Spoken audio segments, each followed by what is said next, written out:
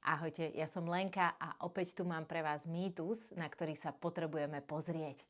Mýtus je veta: ja potrebujem individuálne hodiny. Toto keď mi študent povie, tak ja sa zamyslím nad tým, prečo si to myslí, akú má skúsenosť. Tá skúsenosť v skupinových kurzoch musí byť veľmi zlá.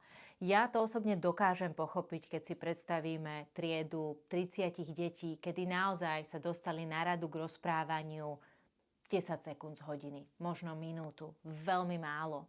Na druhú stranu sa tiež treba pozrieť na to, že či možno existuje efektívnejší spôsob, ako v tej skupine pracovať.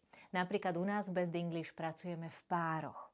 Takže keď učiteľ niečo vysvetlí, tak potom študenti v pároch precvičujú tú danú vec a tým pádom majú až 80% hodiny na svoje vlastné precvičovanie.